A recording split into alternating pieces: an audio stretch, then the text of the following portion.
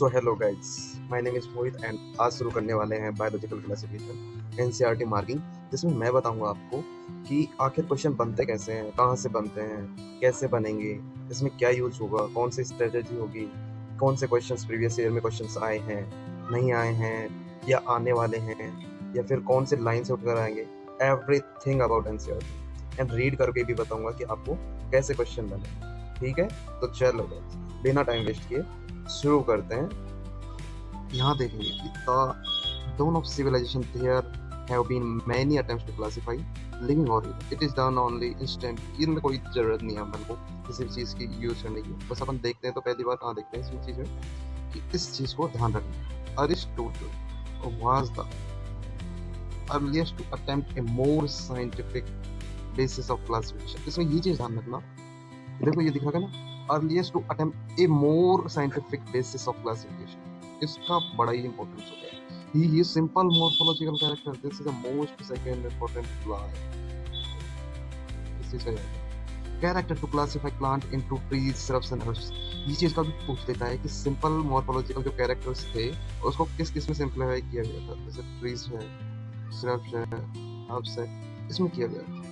ही also divide animals into two groups, जिसमें आता है अपना रेड ब्लड और डिड नॉट।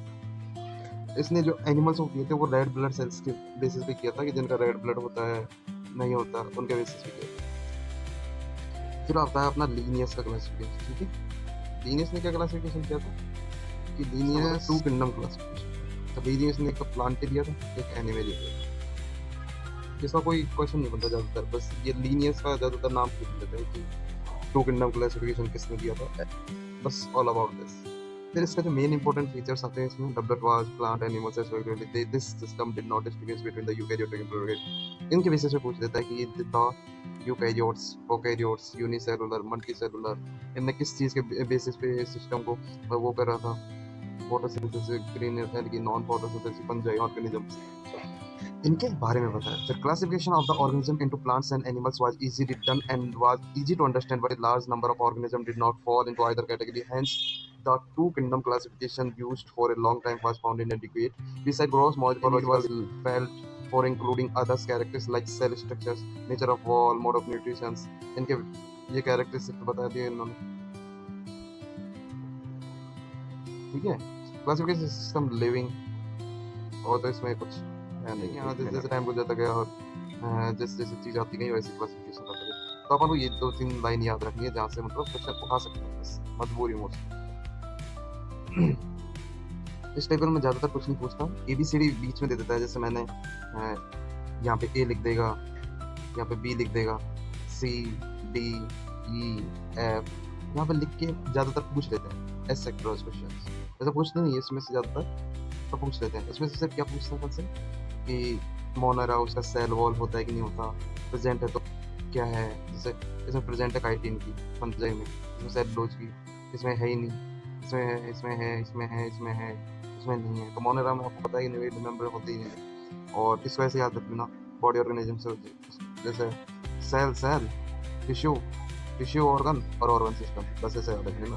तो Monera, Protista, Fungi, Plantae Animalia जो होता है उसमें से मोनेरा और जो प्रोटिस्टा होता है वो सेलुलर होता है, फंजाई होता है जो मल्टीसेलुलर लूज टिश्यू होता है, मतलब हल्के होता है। फिर प्लांटी जो होता है टिश्यू और ऑर्गन से आ जाता है, और एनिमेलिया होता है वो टिश्यू, ऑर्गन, ऑर्गन सिस्टम से आ जाता है। बस मोड ऑफ न्यूट्रिशन तुम जानते ही, ऑटोट्रॉपिक सब में होता है लगभग, बस हेटरोट्रॉपिक होता है वो दोनों में होता है, हेटरोट्रॉपिक, सेप्रोफाइटिक तो होते ही सब लगभग, सेप्रोफाइटिक सब में नहीं जाता है। ये ऑटोट्रॉपिक का ध्यान रखना, ऑटोट्रॉपिक कई बार पूछते हैं प्लांट में, और हेटरोट्रॉपिक तो पूछता है कभी। इसमें से ये चीज़ का ध्यान रखना, ये non cytology polysaccharides plus amino acids में कभी और पूछ लेता है कि मोनेरा की जो सेल वॉल होती है वो किससे बनी होती है, तो पॉलीसैकेराइड प्लस अमीनो एसिड भी दे देता है खाली कभी। ठीक है, अब अपन चलते हैं 5 किंगडम क्लासिफिकेशन की तरफ। तो आर एच व्हिटेकर ने 5 किंगडम क्लासिफिकेशन दिया था, वो तो पता ही है तुम्हें, ऐसे आराम से बढ़िया तरीके से। बस इसमें चीज़ पूछने वाली कहाँ होती है कि इसमें चीज़ पूछता क्या है। आर एच व्हिटेकर का जो आया था वो 1669 में आया, 1969 में आया था, और इसने 5 किंगडम क्लासिफिकेशन दिया था। बस इतना जरूर पूछते हैं पहले बार। फिर सेकंड क्वेश्चन जो यहाँ से बनता है वो क्या बनता है कि kingdom defined by him named, इसने कौन कौन से दिए थे पहले, तो ये 5 हो गए। ठीक है। फिर जो मेन क्राइटेरिया जो उसने यूज किया था, क्राइटेरिया और classification by included cell structure, body organisation, mode of nutrition, reproduction. इनका बहुत क्वेश्चन होता है भाई, कभी कभी बहुत ज्यादा क्वेश्चन बनाता है इसमें। हाँ, तो ये चीज ध्यान रखना, इसमें से यही क्वेश्चन बनेगा। तो फिर अपन चलते हैं अगले क्वेश्चन की तरफ। तो इसमें से फिर क्या पूछता है, ये पूछ लेता है कि ये तो आ गया, इसमें तो पूछता ही है फाइलोजेनेटिक रिलेशनशिप इससे रिलेटेड है या नहीं है। इनमें से ऐसे भी आ जाता है कभी कभी, मैच द फॉलोइंग दे देता है। देखो इसमें से मैच द फॉलोइंग बन सकता है, मैच वाला। और इसमें से ऑप्शन अलग एबीसीडी करके भी दे सकता है कि हाँ इस पे ये नाम है, इस पे ये नाम है, इस पे ये नाम है, तो इनमें से कौन सा करेक्ट ऑप्शन में देके इसमें से ये भी पूछ सकता है। तीसरी बात, the three domain system has also been proposed, इसी में दिया नहीं the three domain system has also been proposed that divided the kingdom Monera into two domains। तो जो Monera है उसको अलग अलग कर दिया था ना इसने, इसलिए टू डोमेन्स आर्की और Eukarya, living the remaining eukaryotic kingdoms. अरे भाई प्रोकैरियोटिक और यूकेरियोटिक होते हैं, तो उसमें से आर्केरिया यूकेरिया कर दिया और यूकेरियोटिक अलग बना देता। In the third domain there is 6 kingdom classification. ठीक है, इसका क्वेश्चन होता है कि थ्री डोमेन क्वेश्चन दिया था, 6 किंगडम क्लासिफिकेशन आया था और ये कार्ल हूस ने दिया था। ठीक है, मैं बता रहा हूँ ना, इससे बाहर एक भी क्वेश्चन नहीं बनेगा, एक भी गारंटेड है, आजमाया हुआ। मेरी एनसीईआरटी देखोगे ना, मैंने अपनी एनसीईआरटी में से नहीं पढ़ा रहा हूँ, तो मैंने डाउनलोड की है पीडीएफ, वरना मैं आपको अपनी एनसीईआरटी फोटो भेजूंगा, उसमें एक भी लाइन मिस नहीं कर रखी है भाई, तो मैं सच बता रहा हूँ। Let us took the 5 kingdom classification to understand the issue and consideration that influenced the classification system earlier। Classification system include bacteria, classification system होता है ना, उसमें ये चीजें इंक्लूड कर दी थी बस इसमें से। बैक्टीरिया, ब्यूनाइलगी, mosses, sperms, gymnosperms, angiosperms, under plants. ठीक है, इसने क्या बोला कि let us look 5 kingdom classification is understand the issue and consideration that influence the classification system. Earlier classification system जो आया इंक्लूडिंग बैक्टीरिया, ब्यूनाइलगी, ये सब मॉसेस, स्पर्म्स, एंजियोस्पर्म्स, जिम्नोस्पर्म्स जो होते हैं वो प्लांट्स के अंदर आते थे।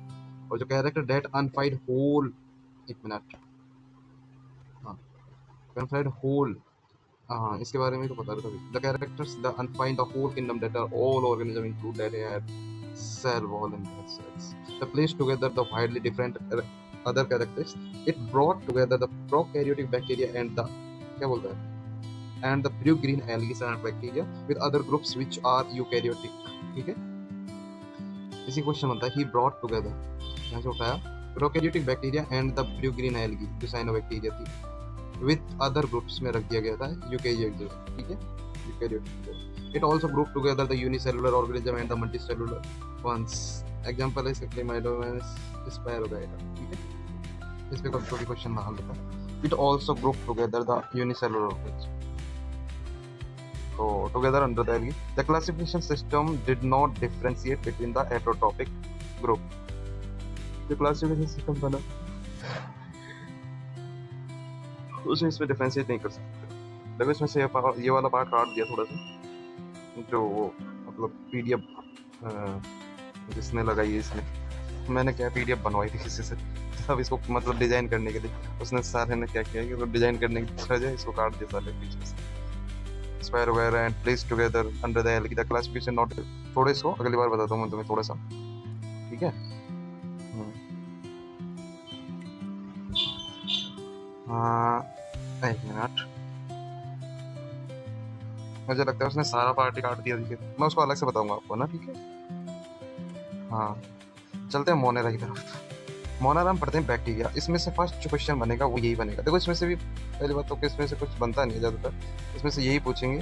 और prokaryotic organism were grouped together kingdom Monera, unicellular eukaryotic organism plus the kingdom protista.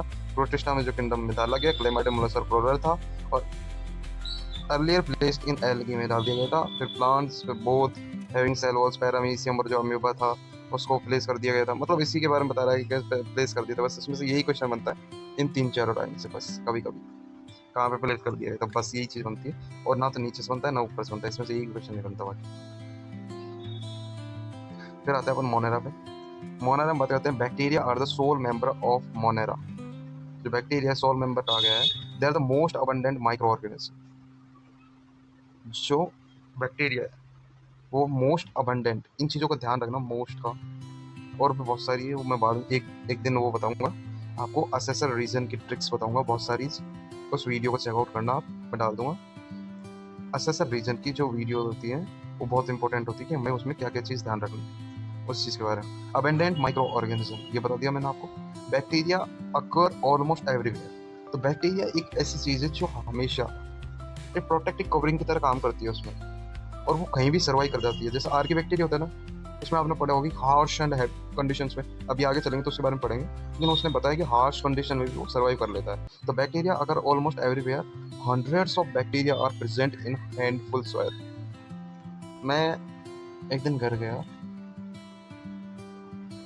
और आपको बताया कि छोटे बच्चे खेलते हैं, तो उसमें क्या होता है कि उसने जाते जाते एक हाथ में मिट्टी भर ली, एक मुट्ठी मानते हैं ना उसे, मुट्ठी में भर ली। तो उसी दिन की बात को ये छुपा कर बैठ गया, और उसी दिन की बात को ये बता रहा है सॉरी। इसने बोला है कि जो hundreds of bacteria are present in handful of soil. मतलब एक मुट्ठी में जब मिट्टी को अपन लेते हैं तो उसमें थाउजेंड्स ऑफ बैक्टीरिया आते हैं, हंड्रेड्स तो कम ही है, थाउजेंड्स ऑफ बैक्टीरिया आते हैं। They also live in high extreme habitats, मैंने बोला था ना, हाई एक्सट्रीम हैबिटेट्स में भी सर्वाइव कर लेते हैं, such as hot springs, deserts, snows, deep हुए जैसे लावा में भी कभी कभी सर्वाइव कर लेते हैं बहुत सारे bacteria. Where very few other life forms can survive, बहुत कम कर पाती है लेकिन करती है। Many of them live on other parasite, वो अलग चीज है। Bacteria are grouped under the categories 4। मैंने इसे बाद में क्यों बोला पता है तुम्हें? क्योंकि इस पे भी क्वेश्चन बनता है कभी कभी। एक मिनट, इस पे भी क्वेश्चन बनता है कभी कभी, तो ठीक है। इसमें देखो, इसमें ये बनता है, ये क्वेश्चन, और बेस्ड ऑन शेप्स इसका भी बनता है कि जो बैक्टीरिया है उनको किस चीज के बेसिस पे कैटेगराइज किया गया, शेप्स के बेसिस पे। द स्फेरिकल कोकस, स्फेरिकल जो कोकाई होती है ना, कोकस, उसके नाम पे ये रख दिया गया। देखो this is the main criteria, कोकस नाम दिया है इसको सालों ने।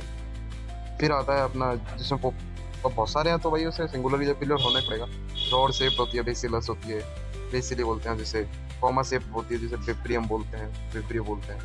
एंड द स्पाइरल, जो स्पाइरलम होती है, जो पिलर होती है, वो स्पाइरल होता है। तो ये बेसिली हो गई। इसमें ये ध्यान रखना है कि बेसिली में स्पोर्स भी होते हैं, स्पायरम में फ्लैजिलम भी होते हैं, विब्रियो में। अब इन चीज़ों का सबसे बड़ा ध्यान रखना है, कभी कभी ये डायग्रामेटिक फॉर्म्स में दे देते हैं इनको, एक मिनट, डायग्रामेटिक फॉर्म्स में दे देते हैं इनको, और पूछते हैं क्वेश्चन क्या कि इन दोनों का डायग्राम दे देंगे आपसे। ये तो पूछ लेंगे कि ये कोका, ये बेसिलस, ये तो पूछ लेंगे, कभी कभी ये पूछ लेते हैं स्पोर्स इसमें होते हैं, ये पूछ लेते हैं।